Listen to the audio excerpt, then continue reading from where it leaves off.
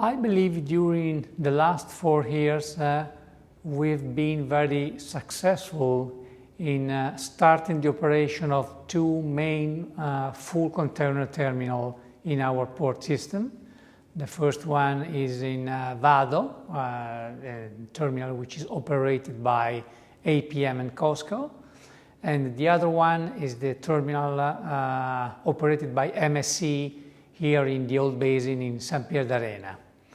The second achievement, I think, is that we've been able to upgrade very successfully the eastern part of our port, where we have a lot of shipyards in the refitting of yachts and repairing and construction of new boats.